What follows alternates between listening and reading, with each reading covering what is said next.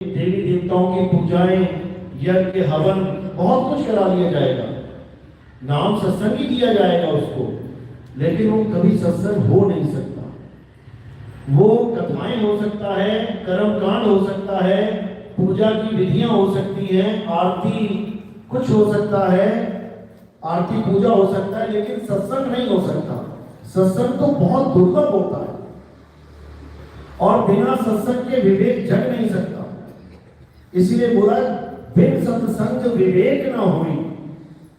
पूजा पाठ हवन यज्ञ वेद पुराण पढ़ने में किसी विवेक की जरूरत नहीं है, वो तो लिखा ही हुआ है, पढ़ते रहो, रटते रहो, मंत्र जपते रहो, उसमें विवेक की क्या जरूरत है। किसी कहानी को, किसी किस्से को, किसी कथा को सुनने से आपका विवेक नहीं कर सकता, वो तो कहानी है, सुन ली घर को चलेगा। लेकिन ये विवेक क्या है, ये विवेक होता क्या है और ये बढ़ता कैसे है, ये तब समझ में आता है जब आप सत्संग में आते हो। इसीलिए बोला है बिन सत्संग विवेक ना हुई। क्या काम है इस विवेक का, आज अच्छे से समझेंगे ताकि आपको ये पता लग सके कि हमारे इस इंसान जन्म का मकसद क्या है, आखिर ये जन्म हमें क्यों मिला है, क्या करने से ये इंसान जन्म सफल होगा। आज इसको अच्छे से समझेंगे। तो सत्संग शुरू करने से पहले परमात्मा के नाम पे जयकार लगाएंगे और फिर सत्संग शुरू करेंगे। बोलिए परमपिता परमात्मा की, सतगुरु बंदी छोड़ कबीर साहेब की, सतगुरु मदनपति साहेब की, दीवान जवाहरपति साहेब की, सतगुरु राम सेवक साहेब की, सतगुरु विराटपति साहेब की, कलीनापुर धाम की, सभी संतों की, सभी भक्तों की, आज के आनंद की, सकल हंस बंदगी साहेब बंदगी सतनाम सतनाम।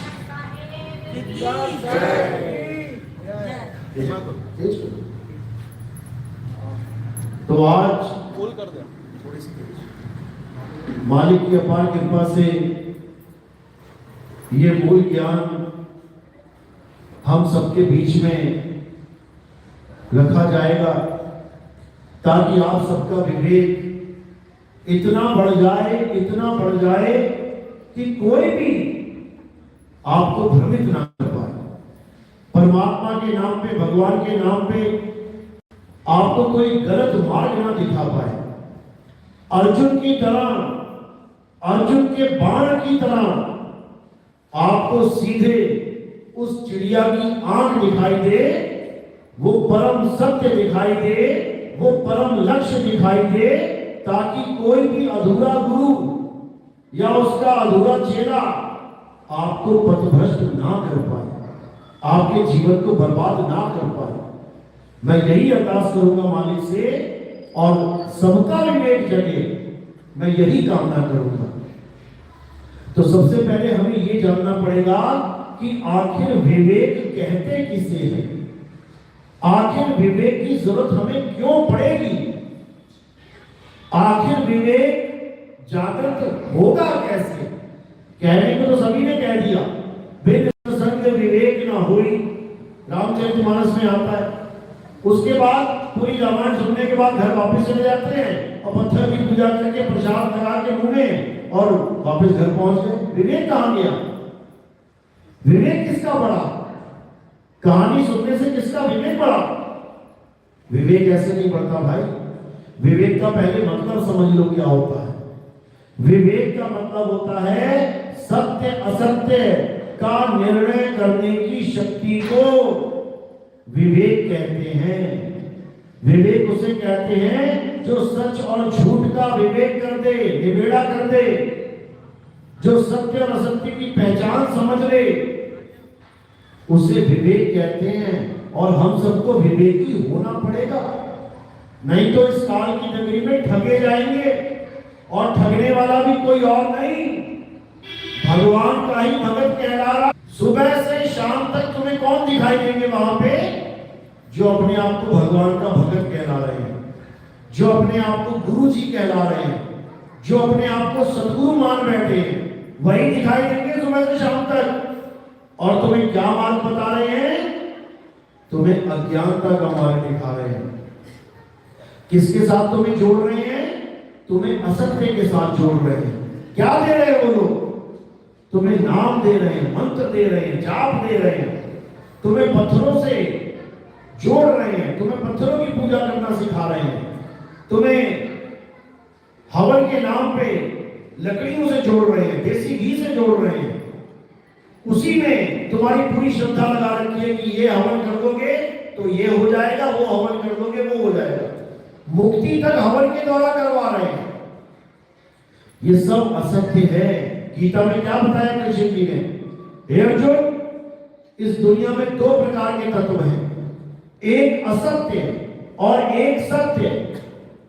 आज कहते हैं 5000 साल हो गए गीता को आए, 5000 सालों से आज तक यही पढ़ रहे हैं लोग, लेकिन आज तक विवेक नहीं कर पाए कि असत्य और सत्य में फर्क क्या है। गीता में बार बार यही समझाया जा रहा है। अध्याय 2 16वां श्लोक कि क्या है असत्य, क्या है सत्य। हर बाबा यही पढ़ता जा रहा है। 7-7 दिनों का गीता का पाठ होता है, ये श्लोक बोल के व्याख्या करके भी चले जाते हैं, लेकिन उसके बाद फिर उसी असत्य को पकड़ा देते हैं। क्या है असत्य? हे अर्जुन, जो जन्मता और मर जाता है वो असत्य है। जो पल पल बदलता है वो असत्य है। जो सदा एक सा नहीं रहता वो असत्य है। तो बताओ किसकी पूजा करवाई? 7 दिन का पाठ करने के बाद पत्थर को भोग लगवा देते हैं। पत्थर जो पहले वैसा नहीं था जो आज दिखाई दे रहा है। किसी शिल्पकार ने, किसी कारीगर ने उस पत्थर को भगवान की मूर्ति में तब्दील कर दिया, तो बदल तो गई, और जो बदल गई वो सत्य नहीं है। जो बन गई वो बिगड़ेगी भी, जो बन गई वो टूटेगी भी, वो सत्य नहीं है। लेकिन किसी को समझ में नहीं आ रहा। भगवान के नाम पे पत्थरों की पूजा। थोड़े अमीर हो जाओगे तो चांदी की मूर्ति आ जाएगी, और अमीर हो जाओगे तो सोने की मूर्ति आ जाएगी, और बड़े अमीर हो जाओगे तो उसी मूर्ति में हीरे जड़ दोगे। लेकिन सब झूठ है, सब असत्य है।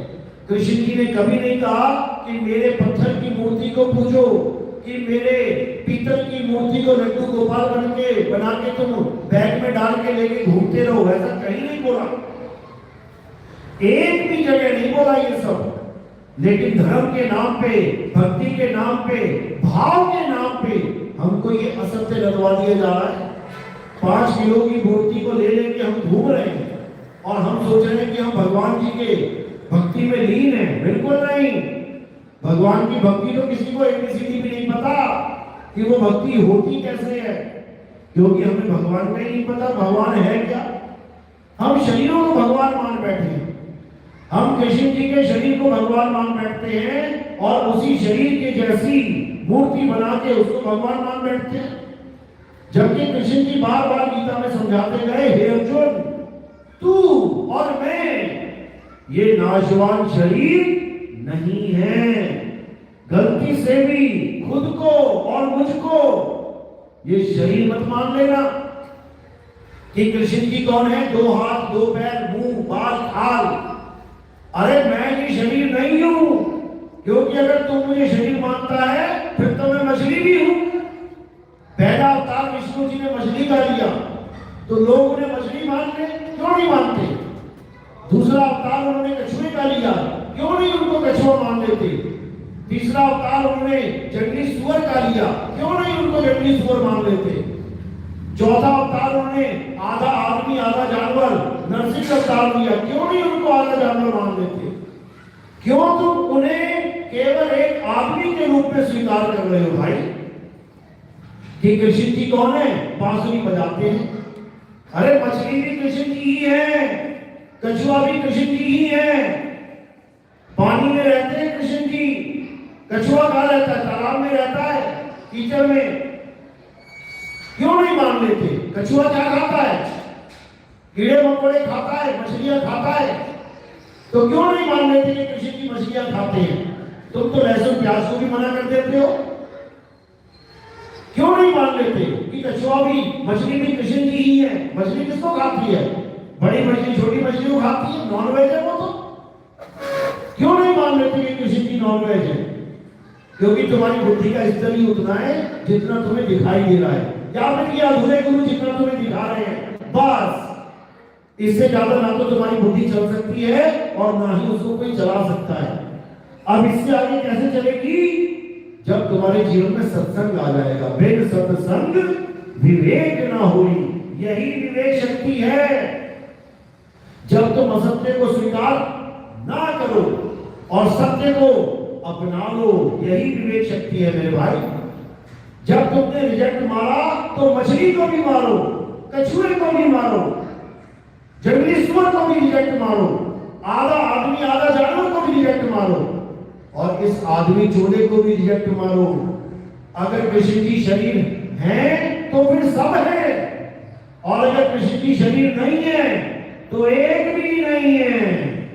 जब तक तुम्हारे दिमाग में ये चीज नहीं आ गई तब तक तुम उनके स्वरूप को कभी जान ही नहीं सकते। हे अर्जुन, जो अज्ञानी जीव हैं वो मुझे मनुष्य की तरह देखकर मनुष्य ही समझ लेते हैं। मैं मनुष्य नहीं हूं। किसी गलती में मत रह जाना कि मैं मनुष्य हूं, कि मैं आदमी हूं। तुम्हारी आंखों के सामने वो औरत बन के भी निकल जाएगा और तुम पहचान भी नहीं पाओगे। जैसे भस्मासुर नहीं पहचान पाया, जैसे राहु नहीं पहचान पाया। कौन आया उनको मारने के लिए? क्या आदमी आया था? कौन आया? औरत आई थी। तो फिर कह दो ना कृष्ण जी एक औरत है, कह दो विष्णु जी एक औरत है। क्यों नहीं कह पा रहे हो? तुमने कृष्ण जी और विष्णु जी पे मोहर लगा दी है कि ये आदमी है, और राधा और लक्ष्मी पे मोहर लगा दी है कि ये औरत है। बस यही तुम्हारी बेवकूफी है, यही तुम्हारी अज्ञानता है। असल में कृष्ण जी ना आदमी है, ना औरत है, ना मछली है, ना कछुआ है, ना वराह है, और ना ही परशुराम और राम है। ये सब काया है। अलग अलग समय में अलग अलग कारण की वजह से उनको ये शरीर धारण करने पड़े। जब 40 दिन लगातार बारिश हुई तो उनको मछली बन के आना पड़ा मजबूरी में। जब ऐसा वरदान दे दिया कि आदमी ना मार सके, जानवर ना मार सके, उनको नरसिंह अवतार धारण करना पड़ा मजबूरी में। आधा आदमी आधा जानवर बनना पड़ा मजबूरी में। इसका मतलब ये नहीं कि वो वैसे ही है, इसका मतलब ये नहीं कि वो आधा शेर ही है। समझो, जब वो आधा आदमी आधा शेर नहीं है तो वो पूरा आदमी और पूरा शेर भी नहीं है। लेकिन ये बात तुम्हारी बुद्धि में नहीं जा सकती। क्यों? क्योंकि माया ने ऐसा जाल बुन दिया है कि तुम इस माया की आंखों से केवल माया का ही चेहरा देख सकते हो। ये काया और माया एक ही चीज है, इसको अलग मत समझ लेना। कई लोग माया को केवल स्त्री मान लेते हैं कि संतों ने कहा है माया से दूर रहो तो स्त्री से दूर रहो। तुम स्त्री से दूर रह ही नहीं सकते। ये काया किससे बनी है? ये पिता और माता दोनों की अंश से बनी है। स्त्री तत्व तुम्हारी काया में विद्यमान है, तुम कैसे दूर हो जाओगे उससे? साइंस में इसी को एक्स और वाई क्रोमोसोम बोलते हैं। तुम कैसे दूर हो जाओगे? नहीं हो सकते। ये काया ही माया है। जब तक तुम्हारे प्राण हैं इसी माया में रहना पड़ेगा तुम्हें। हाँ, जब संतों की शरण में आ जाओगे तो इसी माया में रहते हुए तुम माया से निर्लेप रह सकते हो। इसी में रहते हुए बिल्कुल उसी कीचड़ में उगे हुए कमल की तरह, जो रहता तो कीचड़ में है लेकिन कभी कीचड़ में लिप्त नहीं होता, वो कीचड़ से परे रहता है। कीचड़ में क्या रहता है? उस कमल की नाल।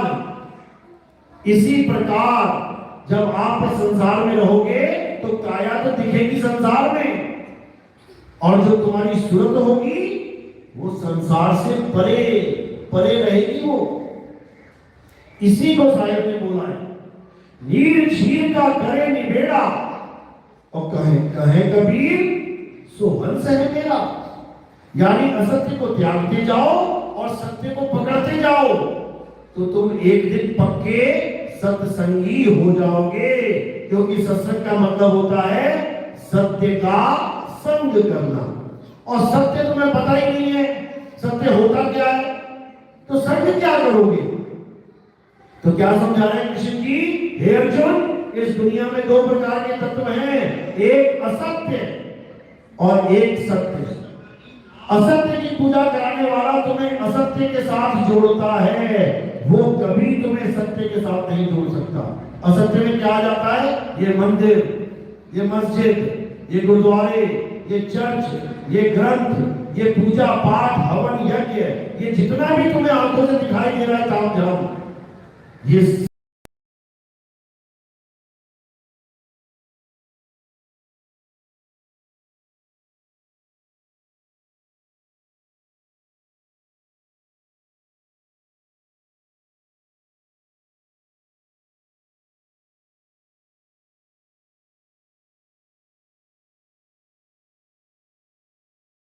असत्य है, ये सब माया है। और क्या नहीं दिखाई दे रहा आंखों से, आत्मा। हे अर्जुन, ये आत्मा ही परम सत्य है। इस आत्मा का ना तो कभी जन्म हुआ है, ना ही इस आत्मा की कभी मृत्यु होती है। इस आत्मा को ना तो कोई शस्त्र काट सकता है, ना अग्नि जला सकती है, ना वायु सुखा सकती है, ना जल भिगो सकता है। इस आत्मा का कोई कुछ नहीं बिगाड़ सकता। अगर इस संसार में कुछ पूजनीय है तो वो केवल और केवल आत्मा है। आत्मा, जीव नहीं। लोग जीव को आत्मा मान बैठते हैं। आत्मा का मतलब है परम चैतन्य, सत्य स्वरूप। आत्मा का मतलब है आत्मदेव। आत्मा का मतलब है परम आत्मा, जिसमें कोई मल ना हो, निर्मल, उसे आत्मा कहते हैं, उसे आत्मदेव कहते हैं। जो अचल है, जो अडोल है, सदा स्थिर रहने वाली है, उसे आत्मा कहते हैं। और जो जीव है वो सदा भटकता ही रहता है, वो कभी इधर कभी उधर डोलता ही रहता है। जो अडोल है वो आत्मा है। गुरु ग्रंथ साहब में इसके बारे में बताया गया है, आत्मा अडोल न डोलई, गुरु के सहज सुभाए। यानी जब तुम्हें अडोल का ज्ञान मिल जाएगा, अचल का ज्ञान मिल जाएगा, चलने वाले की पूजा नहीं होगी इसमें। जो दिल्ली से मुंबई, मुंबई से कलकत्ता जा रहा है, उसकी पूजा नहीं है इसमें। इसमें अडोल आत्मा की पूजा है, जिसको आत्मदेव कहते हैं। गुरु ग्रंथ साहब में वाणी दर्ज है, आत्मदेव पूजिए, गुरु के सहज स्वभाव। यानी अगर पूजा किसी की करनी चाहते हो तो वो केवल आत्मदेव की पूजा करो। यही गीता में बताया है, यही बाइबल में बताया है। In the beginning there was word, word was with God and word was God. Word मतलब शब्द, शब्द यानी आत्मदेव। आत्मदेव की बात चल रही है। इसी को ईसाइयों ने द होली स्पिरिट बोल दिया कि होली स्पिरिट भी परमात्मा है। तो वही तो गीता बता रही है, बस उसका नाम आत्मा रखा है। अंग्रेजों ने उसका अंग्रेजी में नाम होली स्पिरिट रख दिया। जब वही आत्मा, वही होली स्पिरिट परमात्मा है, तो हिंदू से ईसाई बनने की जरूरत क्या है। हिंदू से लोग क्यों ईसाई बन रहे हैं, क्योंकि हिंदुओं को ही नहीं पता आत्मा क्या होती है। हिंदू पत्थर की पूजा कर रहा है, पीपल की पूजा कर रहा है, तुलसी की पूजा कर रहा है, गाय की, सांप की, मछली की पूजा कर रहा है और बातें कर रहा है परमात्मा की। इसी को गलत साबित करके ये ईसाई अपना प्रचार करते हैं। ये बताते हैं कि आत्मा ही सत्य है, सबको आ जाती है बात। हिंदू भी इस बात को स्वीकार करता है कि आत्मा सत्य है, लेकिन उसका भेद बताने वाला कोई गुरु नहीं मिल रहा। इसलिए बातें तो चल रही हैं, आत्मा सत्य है, आत्मा सत्य है, और पूजा किसकी कर रहा है? पत्थर सत्य है समझ के। बस यही अज्ञान है। इसीलिए धर्म परिवर्तन हो रहे हैं, इसलिए कह रहे हैं कि हिंदू खतरे में है। हिंदू खतरे में नहीं है, खतरे में तुम लोग हो। तुम्हारी गिनती घटती जा रही है, तुम्हें लग रहा है कल को हमें देश से बाहर ना कर दे कोई। अगर सारे आत्मा के पुजारी हो गए तो पत्थर की पूजा कौन करेगा? खतरा तुम लोग को है, पत्थर के पुजारियों को है। खतरा आत्मा के पुजारियों को कभी हो ही नहीं सकता, क्योंकि आत्मा का पुजारी सत्य सनातनी है, और सत्य सनातन का मतलब होता है जिसे कोई खतरा ही ना हो। क्यों? क्योंकि आत्मा को किसी से खतरा ही नहीं है। उसको काहे का खतरा? ना उसको कोई जला सकता, ना काट सकता, ना मार सकता। मूर्तियां तोड़ सकते हैं, मूर्तियां तोड़ी गई हैं, मंदिर तोड़े गए हैं, इसलिए तुम्हें लगता है कि हम खतरे में हैं। आत्मा को तोड़ के दिखाए कोई? अरे भाई साहब, आत्मा की तो अलग अलग नाम बदल के लोग पूजा करते हैं। कोई उसको अल्लाह कहता है, कोई उसको वाहिगुरु कहता है, कोई उसको गॉड कहता है, कोई उसे परमात्मा कहता है। उसकी पूजा चल रही है हर धर्म में। महात्मा बुद्ध ने उसे अपो दीपो भवा कहते हैं। अपना दीपक स्वयं बन जाओ, अपना दीपक स्वयं बन जाओ कहना तो आसान है, लेकिन अपना दीपक स्वयं बने कैसे? पहले ये जानना पड़ेगा कि मैं हूं कौन। जब मैं शरीर नहीं हूं, मैं काया नहीं हूं, मैं हाथ पैर आंख बाल खाल नहीं हूं, तो मैं हूं क्या? घूम फिर के वहीं आ जाओगे। क्या हूं मैं? आत्मा हूं। तो अपो दीपो भवा का मतलब होता है अपने आप को आत्मा जान, अपना चैतन्य, अपना स्रोत, अपना प्रकाश स्वयं बन, किसी और की पूजा मत कर। ये समझाया गया है। लेकिन जिसके समझ में आ जाता है वो सनातनी हो जाता है, जिसके नहीं समझ में आता वो बेचारा पत्थर पूछता रह जाता है। तो बात इतनी सी है, बस दो ही पार्टियां हैं, ज्यादा तामझाम नहीं है धर्म के मामले में। जितना बना दिया गया है इतना रंगा है नहीं, जितने पंथ चल गए हैं इतने ज्ञान है नहीं।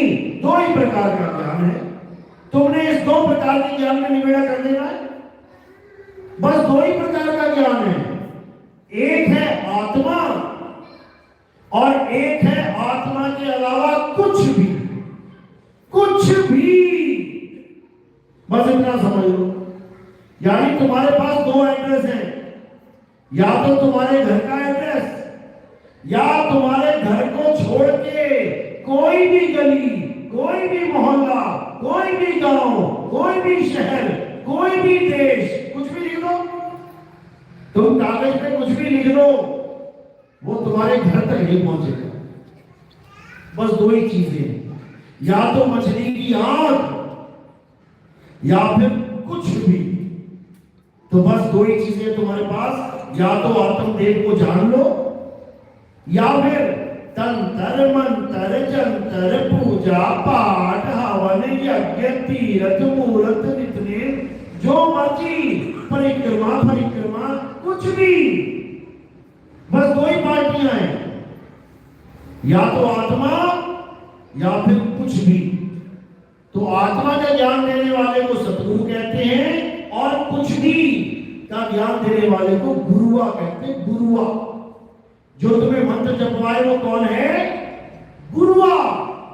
अरे गुरुआ तो घर घर फिरे, कौड़ी खेर 50, अपने रूप की खबर नहीं, शिष्य करण की आस। जो गुरुआ होता है वो अपने स्वरूप को नहीं जानता, वो आत्म स्वरूप को नहीं जानता। जानता तो वो कुछ है, लेकिन आत्मा को नहीं जानता। तो किसको जानेगा? आत्मा को छोड़ के कुछ भी, कुछ भी ए टू जेड मंत्र देता है, श्वासों का अजपा जाप देता है, कान बंद करा के अनहद नाद देता है, त्रिकुटी में ध्यान करवा के ज्योत के दर्शन करवाता है, जीव को घुमा के गले में नकली अमृत पिलवाता है, सातों चक्रों को जागृत करवाता है, इंगला पिंगला सुषुम्ना में अनहद नाद सुनवाता है, रोम रोम में ध्यान करवाता है, नाक पर ध्यान करवाता है, आंखों में नबी बताता है, आसमान में जो तारे तारे टिमटिमा रहे हैं, जो झालर सी लटकी हुई है, जो फूलों की मालाएं चलती है, हिलती है, डुलती है, उनको स्थिर करवाता है। कुछ भी दोनों हाथों के बीच में परमात्मा दिखाता है, सूरज चांद सितारों की पूजा करवाता है, पांचों तत्वों का दर्शन करवाता है। कुछ भी ये सब आत्मा से अलग है, ये सब आत्मा से अलग है। तो साहिब समझा रहे हैं ये मंत्र जंतर देने वाले गुरुओं को पहचान जाओ, इससे पहले कि तुम्हारा जीवन बर्बाद कर दें ये लोग। तुम अपने जीवन को सुधार लो, तुम अपने जीवन को सफल बना लो। साहिब समझा रहे हैं अरे घर घर मंत्र देत फिरत है, ये माया के अभिमाना और गुरुआ सहित शिष्य सब बूढ़े, अंतकाल पछताना, साधो देखो ये जग बौराना।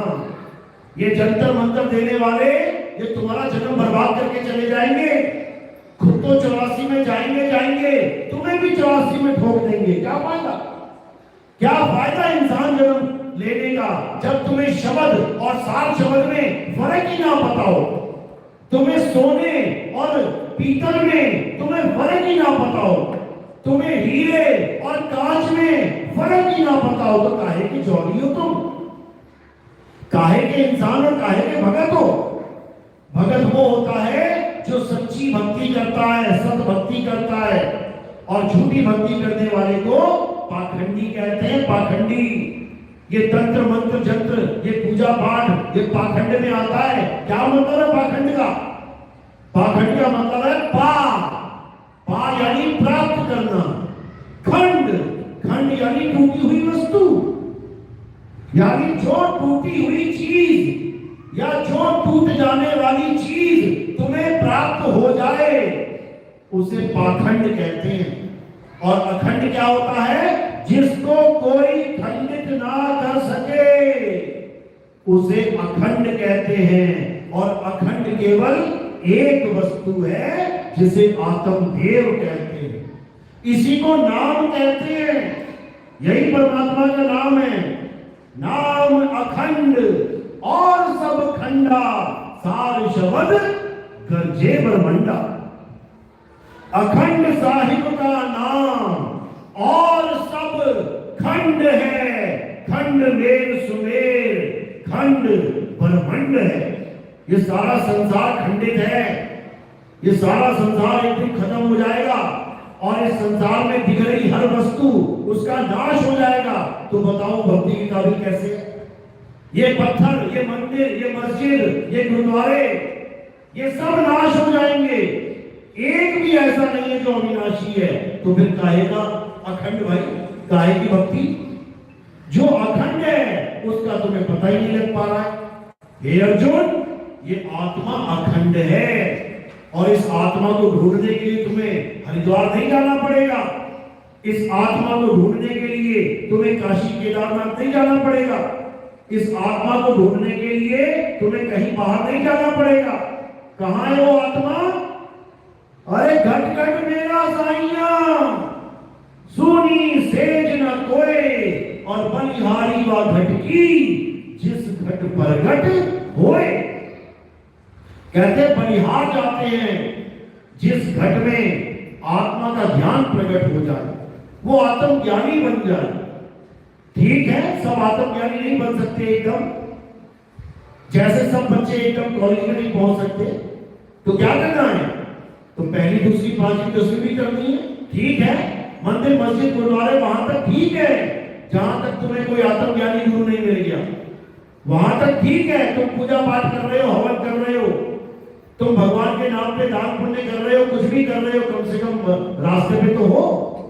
लेकिन जब तुम्हारे जीवन में आत्मज्ञानी गुरु आ गया, जब तुम्हें परमात्मा का संदेश समझाने वाला गुरु आ गया, जब तुम्हें अखंड भक्ति करवाने वाला गुरु आ गया, उसके बाद भाई इन चीजों को दिल से त्याग देना चाहिए। उसके बाद ही किसी काम के नहीं रह जाते। यानी अगर एक बार तुम कॉलेज पहुंच गए तो कॉलेज में तुम्हें 5वीं 7वीं 10वीं 12वीं की किताबें ले जाने की जरूरत नहीं है। छोड़ दो उसको घर पे और वो पढ़ो जो कॉलेज में टीचर पढ़ा रहा है। तो आत्मज्ञान में क्या है? केवल और केवल आत्मा का ज्ञान ही प्राप्त करना है, उसके अलावा सब झूठ है। अच्छे से समझ लो। लेकिन कई बार लोगों को अज्ञानता में क्या लगता है कि नितिन दास तो देवी देवताओं को छुड़वाता है, नितिन दास तो कुरान और ये नमाजें छुड़वा देता है, नितिन दास तो अरदासें छुड़वा देता है, ये प्रेयर छुड़वा देता है। भाई साहब, छुड़वाना दिखाई दे रहा है तुम्हें, लेकिन तुम्हें ये नहीं समझ में आ रहा है कि बताते क्या है, पकड़वाते किसको हैं। उस अखंड अविनाशी को पकड़ाया जाता है जिसको पकड़ने के बाद और किसी को पकड़ना शेष ही नहीं रह जाता। नहीं तो बता दो तुम्हारा एक धर्म है, उसी एक धर्म में एक ज्ञान होना चाहिए, लेकिन फिर भी तुम एक नहीं हो पाए। आगे हिंदू कहते हैं कि बलि करो, बलि को दारू चढ़ाओ, माता को दारू चढ़ाओ, भैरवनाथ को। आगे हिंदू कह रहे हैं मैं तो लहसुन नहीं खाता, मैं तो प्याज नहीं खाता। तो भैया तुम तो खुद 2 3 4 5 10 मत होते हुए, तुम तो खुद इतने मतों में बटे हुए। एक मुसलमान पंथ है, एक नमाज है, एक कुरान है, फिर भी कोई शिया बना है, कोई सुन्नी बना है, कोई देवबंदी बना है, कोई बरेली वाला बना है। तुम खुद ही एक नहीं हो पा रहे हो। ईसाइयों में देख लो, कोई एथिस्ट बना हुआ है, कोई ऑर्थोडॉक्स हुआ पड़ा है, कोई ईसा मसीह को मानता है, कोई उसकी मां को मानता है, वही एक नहीं हो पा रहे। सिखों में देख लो, अलग अलग जत्थेबंदियां हैं, कोई नीला है, कोई हरा है, कोई किसी कलर का है, एक मत नहीं हो पा रहे, तलवारें खिंच जा रही हैं। एक गुरु एक वाणी, फिर भी एक नहीं हो पा रहे। कोई कुछ कह रहा है, कोई कुछ कह रहा है। कारण क्या है? कारण ये है कि सबके सब सत्य से दूर हो चुके हैं।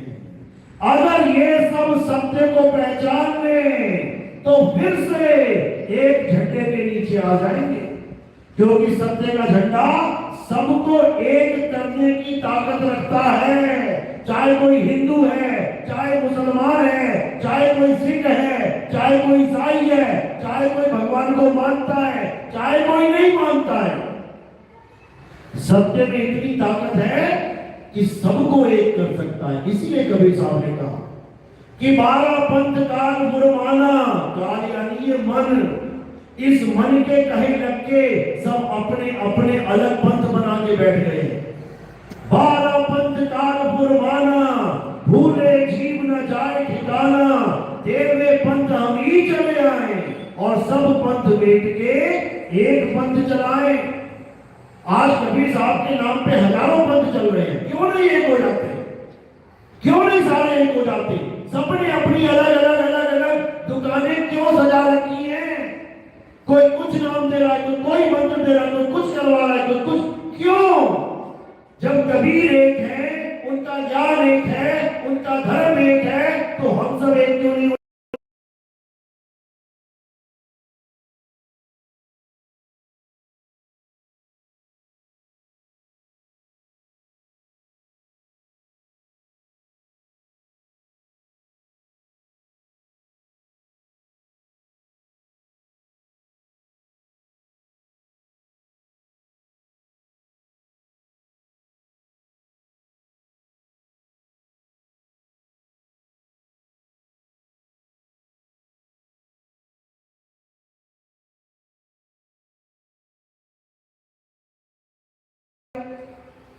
कारण क्या है? ये 52 अक्षर। कोई 52 अक्षरों में से ये मंत्र लेके बैठा है, कोई 52 अक्षरों में वो मंत्र लेके बैठा है। सबके सब 52 अक्षरों के पुजारी बन के बैठे हैं, कोई भी आत्मा का पुजारी दिखाई नहीं देता। इसीलिए कबीर साहब ने समझाया 52 अक्षर जोरे आन, सज्ञाना अक्षर एक पहचान। वो एक अक्षर क्या है? वो तुम्हारी आत्मा है, वो आत्मदेव है। उस एक अक्षर यानी अविनाशी को नहीं छीन पाए और 52 अक्षर जोड़ जोड़ के तंत्र मंत्र जंतर बना के बैठ गए। इसी को समझना है। साहब समझा रहे हैं ये तंत्र मंत्र सब झूठ है, इनमें न भरने कोए और सार शब्द यानी आत्मा का असली स्वरूप, आत्मा का सत्य स्वरूप वो परम पिता परमात्मा ही सार शब्द है।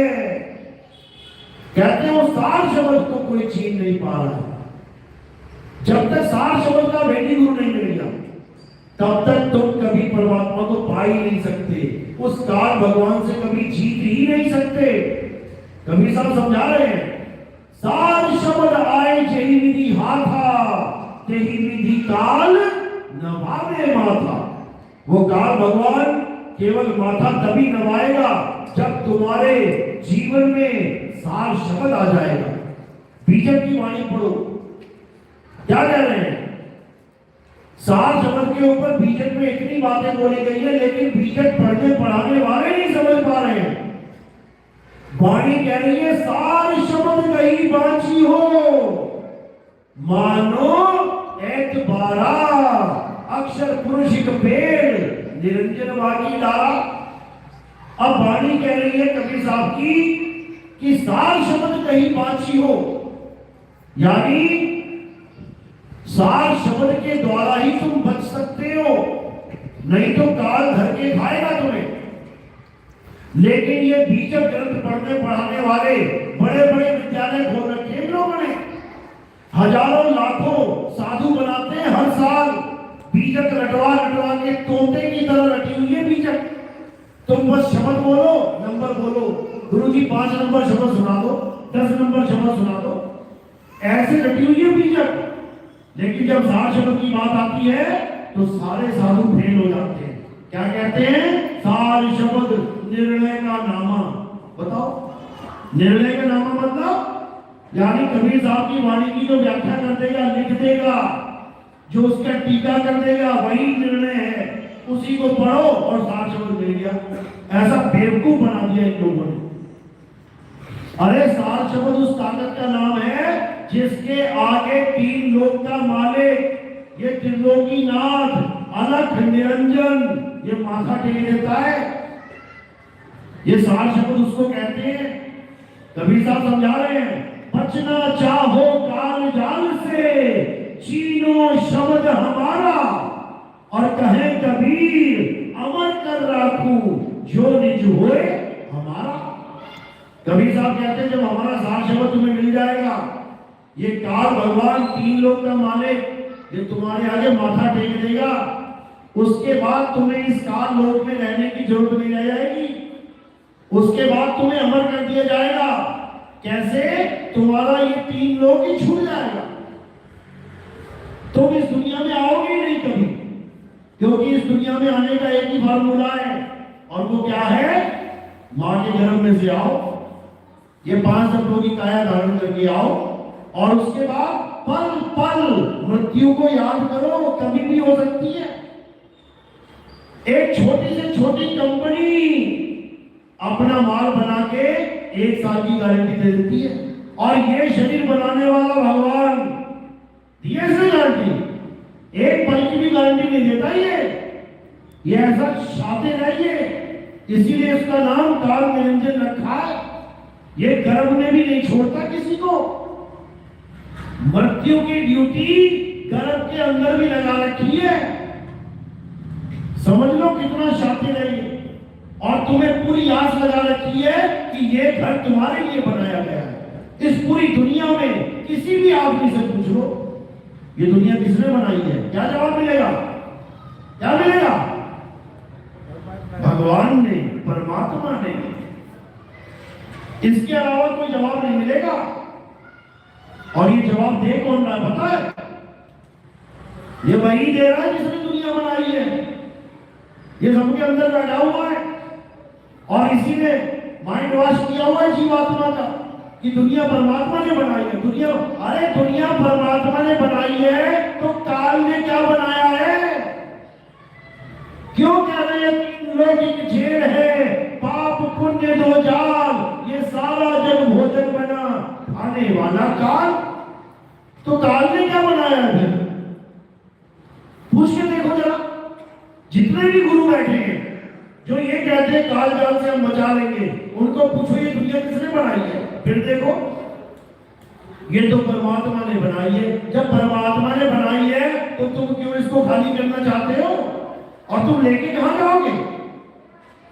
किसी के समझ में नहीं आ रही है बात। ये कबीर साहब ने बताया था, साधो निरंजन जाल पसारा, स्वर्ग पाताल रचियो महिमंडल, ये तीन लोक विस्तारा, साधो निरंजन जाल पसारा।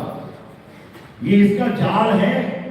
और ये इसने ऐसे नहीं बनाई जैसे तुम मकान बनाते हो, एक ईंट पे दूसरी ईंट, दूसरी ईंट पे तीसरी ईंट। ये इतना शातिर है, एक सेकंड में खंडों के खंड, ब्रह्मांडों के ब्रह्मांड बना देता है ये।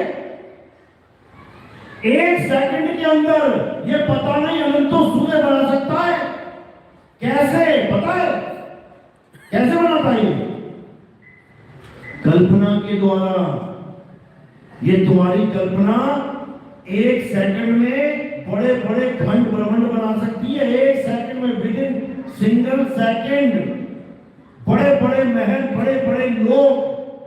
जब तुम सपने में जाते हो ना, एक सेकंड के अंदर तुम्हारे सपने की पूरी व्यवस्था हो जाती है कि तुम्हें कौन से महल में लेके जाना है, तुम्हें कौन से समुद्र में नहलाना है, तुम्हें किसकी शादी में भेजना है, तुम्हें कितने लोगों के बीच में खड़ा करना है। एक मिनट में क्रिएशन चल रही है और तुम्हें इतना सा भी पता नहीं लगने देगा वो कि तुम सपने में हो। अगर सपने में शेर दिखा दिया तुम्हें भागना पड़ेगा। इतना सा भी होश नहीं रहेगा तुम्हें कि मैं तो अभी सपने में आया हूं, मैं तो सो रहा था अहमदाबाद में। याद नहीं रहने देगा वो। उसी वक्त तुम्हारी दुनिया शुरू हो जाएगी दूसरी वाली। ऐसा शातिर है ये, कल्पनाओं का जाल बिछा रखा है इसने।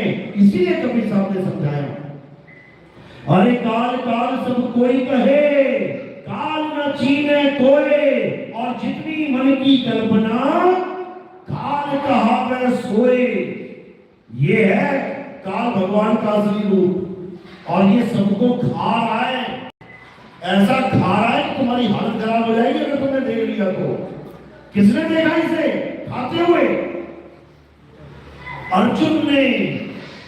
जब अर्जुन को दिव्य दृष्टि दी गई तब उसने देखा कि सारी दुनिया को ये काल खा रहा है। कहते हैं लोगों की गर्दनें चबा रहे हो, सिर चबा रहे हो और चारों तरफ से उसको चाट रहे हो। यहां तक निकल रखा है तुम्हारे सामने कोई आदमी किसी दूसरे आदमी का सिर फाड़ के खा रहा हो और चारों तरफ से चाट रहा हो उसके खून को। क्या तुम उसे भगवान कहोगे?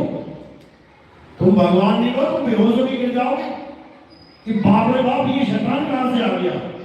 अर्जुन का भी वही हाल था। अर्जुन थर-थर कांप रहा था और क्या कह रहा था, अरे आप कौन हो? आपने तो सारी दुनिया को खा लिया। आप कौरवों को तो खा रहे हो, हमारे योद्धाओं को भी खा रहे हो। ये लिखा हुआ है उसमें कि आप धर्म के लिए आते हो, यदा यदाई धर्मस्य। अरे आप अधर्मियों को तो खा रहे हो, धर्म वालों को तो छोड़ दो। लिखा हुआ है उसमें। लेकिन लिखने के बाद भी ये बुद्धि विवेक जागृत नहीं हो रहा कि इसको भगवान कहूं या काल कहूं। आज तक इसी दुविधा में लोग हैं कि भगवान कहें कि काल कहें, जबकि वो खुद कह रहा है कि मैं काल हूं। अध्याय 11-32वां श्लोक पढ़ो जरा, क्या कह रहे हैं अर्जुन? इस सारे संसार का नाश करने वाला काल मैं ही हूं। अरे जब तुम ही काल हो तो फिर दयाल कौन है? किसी के समझ में नहीं आ रहा। कबीर साहब ने समझाया, जो भक्षक तहां ध्यान लगाई, जो रक्षक उसे चीन न पाई। जो सबका भक्षण कर रहा है, किसी पर दया नहीं कर रहा है। अभी अहमदाबाद में प्लेन क्रैश हुआ, सारे भगवान पूजे जा रहे थे।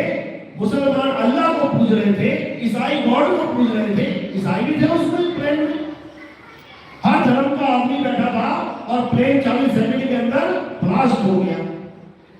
किसी भगवान की पूजा काम आई क्या? कितना कुछ मांगा होगा उन लोगों ने, हे भगवान मुझे सुख देना, समृद्धि देना, ऐसा कर देना, वैसा कर, धरे का धरा रह गया सब।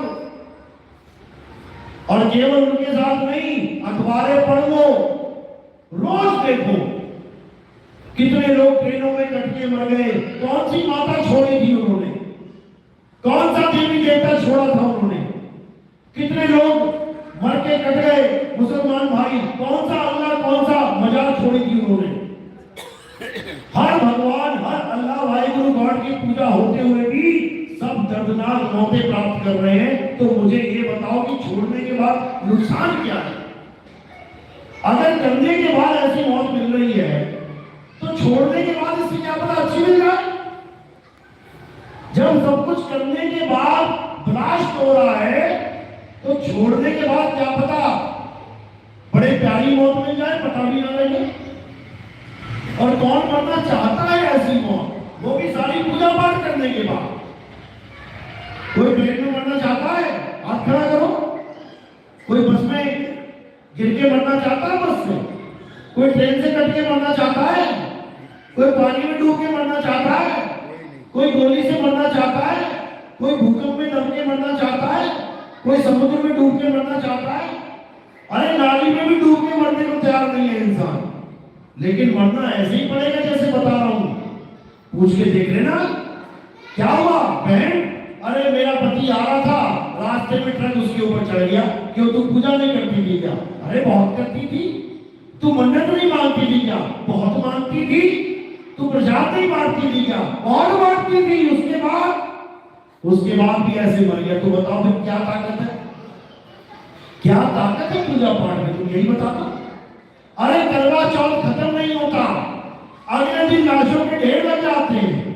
पूछो उनसे जाके कि कल करवा चौथ था, आज तेरा पति मर गया, तूने करवा चौथ सही से नहीं मनाया क्या? क्या बोलेगी? अरे नहीं बहन, मैंने तो पूरा करवा चौथ रखा था, लेकिन आई तो कौन टाल सकता है। तो क्यों ड्रामे कर रही है करवा चौथ के?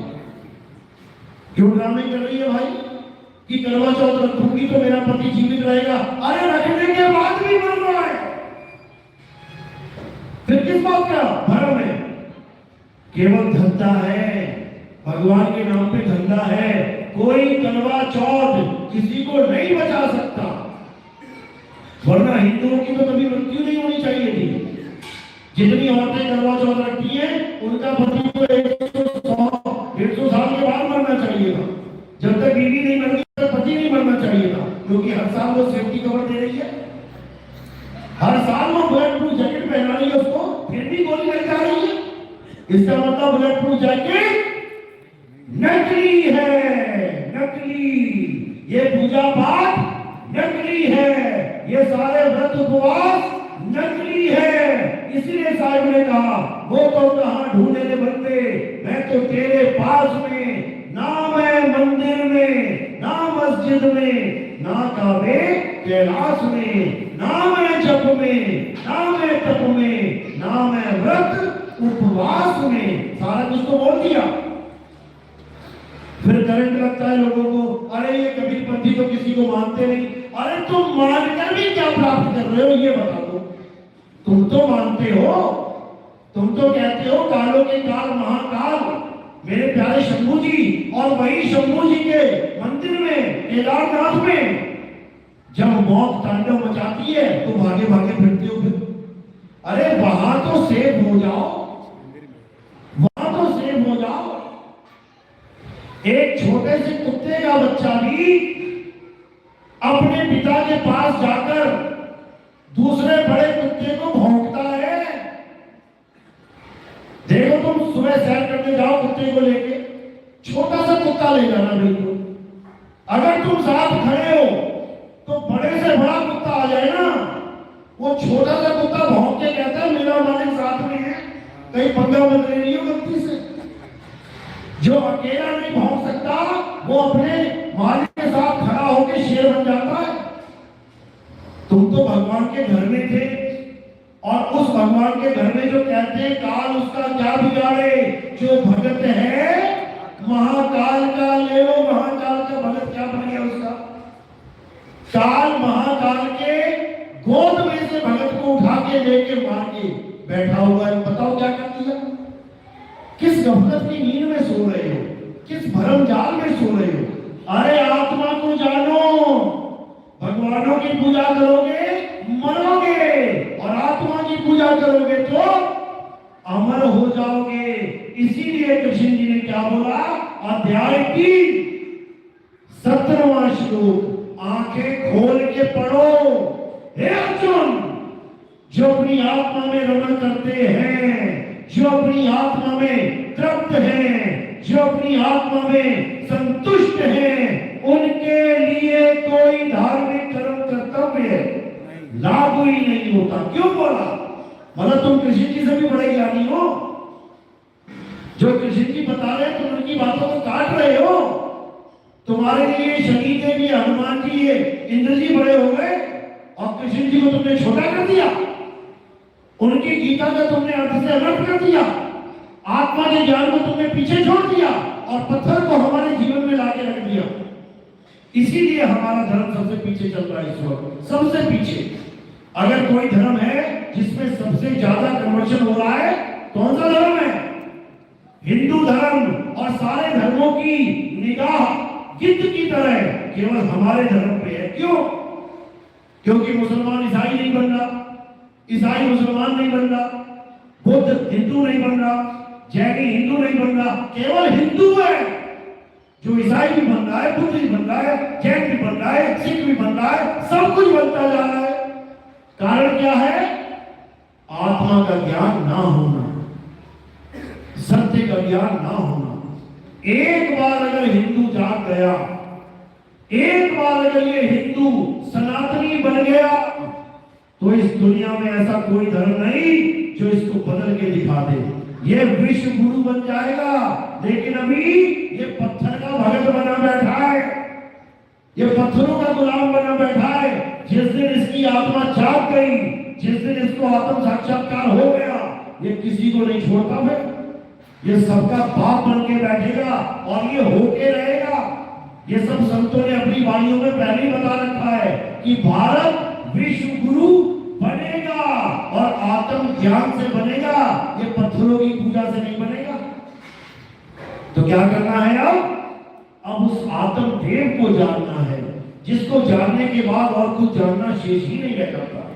ये धर्म के जितने भी पाठ तुम्हें पढ़ाए जा चुके हैं, ठीक है, शुरुआती दौर में अच्छा है। शुरुआत में किसी को डॉक्टर सीधा नहीं बनाया जा सकता, एलकेजी यूकेजी पहली दूसरी पांचवी करनी पड़ेगी। लेकिन कोई कहे कि सारी उम्र एलकेजी में ही रहूंगा, सारी उम्र पहली दूसरी पांचवी में ही रहूंगा और बन में डॉक्टर जाऊं, तो ये संभव नहीं है मेरे भाई, ये संभव नहीं है। इसलिए अच्छी बात है कहीं भी जुड़े हो, लेकिन सत्य को परखो, सत्य को जानो और सत्य को अपना लो, तभी कल्याण होगा, अन्यथा नहीं होगा। बात समझ में आ रही है या ऊपर से जा रही है? पहली बार कौन आया सत्संग में? हाथ खड़ा करो जो पहली बार आया। बहुत अच्छी बात है, समझ में आ रही है बात? हाँ, समझनी है, क्योंकि अगर ये समझ में आ गया तो फिर कुछ समझना शेष नहीं रह जाएगा जीवन में। फिर तुम उस चोटी पे चढ़ जाओगे जिसके ऊपर कुछ भी नहीं है बस। और कोई धर्म परिवर्तन वाला खेल नहीं है यहाँ पे कि तुम्हें हिंदू से मुसलमान या मुसलमान से सिख या सिख से ईसाई बनाया जा रहा है। यहाँ तुम्हें असत्य छुड़वा के सत्य के साथ जोड़ा जा रहा है, और उस सत्य का कोई भी नाम रख लो, तुम्हारी मौज है। उस सत्य को तुम ईश्वर कह लो, गाते भी आ रहे हो, ईश्वर सत्य है। तुम उसको अल्लाह कह लो, भी आ रहे हो, अल्लाह अल हक। तुम उसको सिखों वाला श्री अकाल पुरुष कह लो, कहते भी आ रहे हैं, सत्य श्री अकाल। तुम उसे ईसाइयों वाला गॉड कह लो, कहते ही आ रहे हो, गॉड इज ट्रुथ।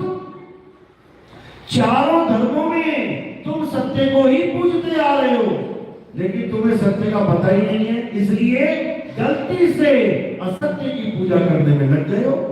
अब क्या करना है? गुरु केवल तुम्हारी गलती सुधारता है और कुछ नहीं करता। जो तुम्हारा रास्ता गलत चले गए हो, उस रास्ते को सही कर देता है, एक यू टर्न दिलवा देता है कि भाई ये रास्ता गलत है, वापस आ जा और सही रास्ते को चला जा। और कुछ नहीं करेगा गुरु, तुम्हारी वही श्रद्धा, तुम्हारा वही विश्वास, तुम्हारा वही प्यार जो तुम पत्थरों को दे रहे थे, जो तुम नदियों को दे रहे थे, जो तुम अलग अलग क्रिया कांड कर्म कांड में तुम लगा रहे थे, वही प्यार, वही श्रद्धा, वही प्रेम, वही विश्वास तुम्हारा आत्मा के साथ जोड़ दिया जाता है और कुछ नहीं करना। यानी असत्य से छुड़वा के तुम्हें सत्य के साथ जोड़ दिया जाता है, बस इतना सा काम करना है। इसी को बोला है सोई गुरु पूरा कहावे, जो दो अक्षर का भेद बतावे, एक छुड़ावे एक लखावे। जो असत्य है वो छुड़वा देवे और जो सत्य है उसको लखा देवे, तब प्राणी निज घर को जावे। बिल्कुल सिंपल, बिल्कुल कोई दो राय है ही नहीं इसमें। और तुम्हें खुद समझ में आने लग जाएगा कि मैंने आखिर पकड़ा किसको है। खुद परख करना सीखो। जब तुम बल्ब लेके आते हो 10 रुपए का आता है मात्र, फिर भी तुम कहते हो भैया चला के दिखाओ जरा। तुम आधा लीटर पेट्रोल लेने जाते हो, कितने का है? 50 रुपए का होगा। फिर भी तुम कहते हो भैया जियो चालू कर देना पहले। तुम कपड़ा लेने जाते हो, 50 रुपए का होगा मुश्किल से, फिर भी तुम कहते हो फीता लगा के नाप के दे मुझे। यानी तुम में इतनी ताकत है कि तुम परख कर सकते हो, लेकिन तुम ये सारी परख वहां कर रहे हो जहां पर बिना परखे भी तुम्हारा काम चल सकता है। भाई तुम कपड़ा ला रहे हो, अगर बिना नापे भी ले आए, इतना कम हो जाएगा, इतना हो जाएगा, अरे इतना हो जाएगा, काम तो फिर भी चल जाएगा ना। तुम पेट्रोल डलवा रहे हो 1 लीटर बिना जीरो के, अरे चलो 100 ml कम आ गया, अरे मानो 250 ml कम आ गया, कुछ तो आया। लेकिन अगर तुमने जहां परख कर दी है वहां नहीं करी, तो मेरे भाई पूरा जीवन बर्बाद हो जाएगा। ये 2, 4, 5, 10 रुपए, लाख, 2 लाख, 5 लाख की बात नहीं है। ये इंसान जन्म बर्बाद होने की बात है। और एक बार ये बर्बाद हो गया तो इसका हर्जाना पता कितना है? 84 लाख बार तुम्हें जानवरों का जन्म लेना पड़ जाएगा। कुत्ता, बिल्ली, हाथी, घोड़ा, शेर, सांप, बिच्छू, ऐसी ऐसी योनियां मिलेगी, तुम्हारा दिमाग खराब हो जाएगा कि मुझे क्या बना दिया गया। समझो। और ये मत सोचना कि सांप को दूध पिलाया जाता है, पूजा की जाती है, चूहे को लड्डू खिलाया जाता है, गाय को पेड़े खिलाए जाते हैं, डंडे भी खाते हैं वो। पत्थर का सांप, पत्थर का चूहा, पत्थर का नंदी खूब पेड़े खाता है क्योंकि खा नहीं सकता वो। और जो असली सांप होता है लठ खाता है वो। जो असली नंदी होता है खेतों में घुस जाए ना, मार मार के पूंछ तोड़ देते हैं उसकी। जो असली चूहा होता है लड्डू दिया जाता है उसको, लेकिन जहर वाला मरता है जाके फिर कहीं कोने में। ऐसी दुर्गति हो जाएगी। तो इसलिए इससे अच्छा है कि ये जो बुद्धि मिली है ना, इसको एक बार लगा ही लो ना। कितनी देर लगती है? अरे जब तुम्हें बता ही दिया ये सत्य है और ये असत्य है, कितनी देर लगेगी? एक पत्थर की मूर्ति को जिसको तुम पूज रहे हो ऐसे टेढ़ा कर देना और इसको कहना भगवान जी उठ जाओ, भगवान जी उठ जाओ, तुम्हारी पूजा तब करूंगी जिस दिन तुम उठ गए। फिर कब होगी पूजा? कितने दिनों बाद हो जाएगी? उसके बाद ना होती पूजा, क्योंकि ना उसमें भगवान और ना वो सुने तुम्हारा ज्ञान। वो ना सुनता कि क्या बोल रहे हो। एक ही झटके में नींद छीन का निगड़ा हो जाएगा। जो खुद उठ के नहीं बैठ सकता, तुम्हारी अरदास कहां सुन रहा होगा? जो तुम उससे अरदासें कर रहे हो हाथ जोड़ के, जो खड़ा नहीं हो सकता, वो तुम्हारी बात कैसे सुन सकता है? समझो, और जो तुम्हारी हर बात सुन सकता है उसको तुम जानते ही नहीं हो। तुम्हारे मन में जो कुछ भी आता है ना, आज मैं बढ़िया वाला सूट ले आऊं, क्यों? कल वो बहन पहन के घूम रही थी, बड़ी अच्छी लग रही थी, तुम्हारे मन में ख्याल आ गया मुझे भी वही सूट चाहिए। ख्याल मन को आया है, लेकिन मन जा नहीं सकता तुम्हारे शरीर को उठा के। किससे अरदास लगाएगा? आत्मा से अरदास लगती है। ये मन बच्चा बन के आत्मा से कहता है, माता जी पिताजी चलो, ले चलो इस शरीर को। तब ये आत्मा ताकत देती है और वो मन तुम्हारे शरीर को लेके जाता है और वहां पर सामान लेके आता है। आत्मा की वजह से तुम्हारे सारे कार्य सिद्ध हो रहे हैं। तुम किसी की भी पूजा करते हो, तुम राम जी की करते हो, श्याम जी की करते हो, अगर तुम्हारे सिर पे कोई पत्थर फेंके तो तुम्हें वो नाम नहीं बचा सकता। करके देख लेना, कोई तुम्हारे सिर पे पत्थर फेंके, बोल देना राम राम राम राम राम राम, क्या होगा? सिर फट जाएगा तुम्हारा। जो ये लोग कह रहे हैं कि ये मंत्र जप लो, बड़े से बड़ी विपदा टल जाएगी, एक पत्थर तो टल नहीं पा रहा है, विपदा तो बाहर में डाल देना तुम। एक पत्थर नहीं टल पा रहा। कृष्णाय वासुदेवाय प्रणतः, ये और वो टल जाएगा सब कुछ, एक पत्थर नहीं टल पा रहा। अब आत्मा की ताकत को जानो। मंत्र तो फेल हो गया, किसी ने तुम्हें पत्थर मारा तो क्या करना है? तुम्हें बचाने के लिए हाथ बीच में आ जाएगा। ये हाथ आया और पत्थर को रोक लेगा। किसकी वजह से? आत्मा की वजह से। तो मेरे भाई, आत्मा को जानो, आत्मा ही तुम्हारा रक्षक है। आत्मा के अलावा और कुछ तुम्हारी मदद नहीं कर सकता। चलो, तो आज का सत्संग यही समाप्त करते हैं। बोलिए परमपिता परमात्मा की,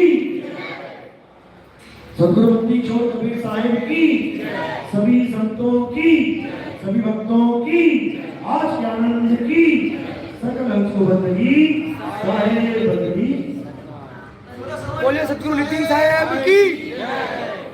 अब आरती का समय, आरती कैसे करते हैं सबको पता है।